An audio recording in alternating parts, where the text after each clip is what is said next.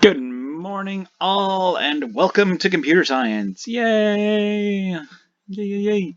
All right, so today we are going to be looking at our next project, so Project 3. So I wanted to just pull up the one that I made, which is the Nerd Runner Challenge here. I put together a home screen. I don't think this is necessary for your game. However, this is something that I did just to kind of run you through what my game looks like. If you tap the spacebar, you can move with the left and right arrows. Spacebar will actually jump as well. So I'm going to go ahead and hit it. I can move with the left and right arrows. And if you look, I've got my little guy. He's got a running animation. And then behind me, I've got mountains and I've got trees. They both move at different rates. And then I've got two enemies here. I've got one on the ground and one in the air. Now, we call this a platform game, even though there aren't any platforms in the one that I made. Yours can have platforms. That's great. I made one that was a little bit different. We're going for something similar to Mario. Mine's actually interesting because you can run the other direction as well. If you run into the enemy, you have a die screen there. Okay, so let's take a look at your actual project and see what it's asking us to do. So our overview, platform games are among the most widely recognized types of video games in the world. We're doing something very similar to Super Mario Brothers here is what they're looking for. So I'm not going to read through all that top stuff. I'm just going to come down here and look at our details. So we should have a few things. We should have controllable sprites. So your program should have a Mario, quote unquote, just a main character sprite. It does not necessarily need to look like Mario. If you would like to make it Mario, you can make it Mario. I think Mario is a pretty easy sprite sheet to find out there. So a simple stick figure would suffice. It doesn't really matter. Yes, so we need to have Mario respond to the user. So Mario should clearly face the right when we push the right arrow and the left when they push the left arrow. Mario should perform an animated in-place walk when you hold down the right and left arrow. Mario should jump based on some kind of input, either clicking the mouse or hitting the spacebar, whatever you decide. I went with spacebar. And then we should also have moving scenery sprites. So that's what that tree and mountain were in the back. You should have scenery sprites that move based upon Mario's travel in the level. It is up to you to decide what level scenery is going to look like, but you should meet the following requirements. There should be at least two scenery sprites, for example, a mountain and a tree. Hey, that's what I did. You should layer these sprites relative to Mario, so we wouldn't want the tree to go behind the mountain, and we wouldn't want Mario to be behind either of those either. So Mario should always be on the front layer, and the background should be behind him. Sprites move relative to Mario as he moves. For example, when you hold down the right arrow key, the background sprites will move out of the way. We want to follow the layers. Scenery sprites move in the direction different speed. So we want them to move at different speeds. So like a tree is closer to Mario than the mountain is, because the mountain's far away, so it's not going to move as fast. These things should also reappear once they get off the screen to one side or the other. And then we are looking at also having enemies. I know this seems like a lot as you go through, but it's really not too bad. So looking here, we're going to have an on-ground enemy. There should be at least one on-ground enemy that if we run into him, there's going to be some death that happens, but Mario can jump over him. So if we're looking as far as gravity goes, you probably want to use your gravity from a couple assignments ago. So if you look through your snap, you should be able to find that. So let's go ahead and go to what I have here, and we'll take a look at some of my code and what I put in. So just looking at it real quick, this is just my background. I have it as my back layer all ready to go. So I've got a few different sprites. So one here, I've got a mountain. This is my mountain sprite. This is my tree. There's Mario himself. Yay. I've got an enemy. I've got another enemy. And then I have this screen, which you don't really need to do, but it's something that I decided to throw together in PowerPoint just to make it seem a little bit more like a regular game. I also have an end flag. I've got a trophy that pops up at the very end, and a "you died" screen if we have some things pop up.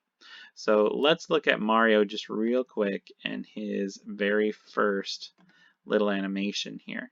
So we want to run in place. So if I look here, there's not really a run in place option. So this looks like it was a custom block that I made. Ooh, yay. I do have an if on edge bounce, but he never gets close to the edge. So we also have a die block that's a custom death block there. All right, when I receive any message, we stop the other script so that it doesn't run. So when spacebar is pressed, we're going to run in place. Let's see what that looks like. We're going to edit it and take a look. So if the right arrow key is pressed, we point in direction 90 and we move to the next costume. Wait 0.5 seconds, then point in direction 90, move to the next costume, blah, blah, blah, blah, blah. It repeats forever in this section. So this is just the if. It's not inside a forever block because I just have the key being pressed here, and the forever block is outside of that run in place. You can put the forever block in here if you want, but that's where I have it. So here's our run in place. We're going to, when that arrow key is pressed, point in this direction, go to the next costume, and wait 0.5 seconds. Now, as far as costumes go, this is one that I had to go in and move some stuff around. I think what I'll do is put together a folder in Drive where you can pull some assets from, but you can also just search a sprite sheet online and use whatever you can find there as long as you can remove the background like we've done before. And then I have the left arrow as well, so you can move to the left. You can make it so he only runs one direction, that's fine. Oh wait, no, I think it does want you to do both. Okay, so we're going to run in both directions. So that's that. My costumes look something like this for him to run. I have 6 different pictures of his running animation. You do not need to have 6. That's maybe a little bit of overkill on my part. Okay, so back to his script. He runs in place when we push the thing. I also want him to be able to, oh, looks like I died, jump. So we are going to edit this block here. So this is my jump, and I created a script variable which was called velocity.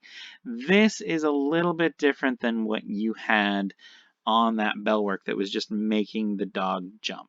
If you want to use whatever you have on making the dog jump, that's fine. I added in velocity to make it seem a little bit more realistic. The way I had it before, it was kind of like a magic carpet. If you just held down the space, he'd go up, and he would go down unless you let go of the space bar. It was pretty easy to win, so I made it a little different here. You can use this if you want to. I'm going to get rid of this extra little fluff here. And that's what I got there. So this is my jumping block. So you might want to have gravity in there as well. And that's what we have. If on edge bounce is something that I have over here. And then my die block. This is my actual little death. So for death, this only happens if I'm touching one of the bad guy sprites. So if touching that sprite or touching the other sprite, we broadcast the signal, die, and stop this script. So we're going to stop whatever script is happening. So I don't want the player to be able to keep pushing down the right arrow. That's why I stopped the script. So that's pretty much it for Mario himself. And I'm going to click OK. And then the other thing I wanted to show you for today, I'm going to go over a few, like the bad guys and stuff a little bit later, but let's take a look at our mountain and our tree just real quick. Again, I don't need that when green flag is clicked. So, whoop. When I receive any message, stop the other scripts in this sprite. So if I receive any kind of message, I want my mountains to stop moving. Here I have when spacebar key is pressed, we are going to go to this very position off of the screen. So this is our starting position off of the screen. Forever, we want the background to scroll at a pace of 2 with our X position being 346. Now wait, this is a weird one too. So it looks like this is one that is a custom block. Let's go ahead and go in and look at edit. So we made a full custom block like what we've been working on, which tells us how fast the thing is going and where it should go. So this custom block I'm going to be able to use for both of my background sprites, and I can put in new arguments for where I want them to be. If you want to use this, that's fine, but you can also program this yourself. This just tells me that if my X position is less than 0 minus whatever my X limit is, wherever I want it to be off the screen, it's going to go to the front of the screen. And then I have it the opposite. If it's too far past that way, it's going to go to the back of the screen. So let's see what that looks like in practice. Okay. And we'll play this little game real quick. So I'm going to push space and see as I hold down the right or left arrow, they're going to move. So if the tree gets off the screen to the left, it moves back over to the right. Same with the mountain. If it gets off the screen to the left, it moves back over to the right. Now, because I have the tree moving more spaces than the mountain, it looks like the mountain is a little bit further away than the trees are from my little Mario here. So if I go the other direction, I just have it opposite so that it will move the other way as well. If it gets off the screen to the right, it comes back over to the left. See how that tree moved? Whoop, whoop.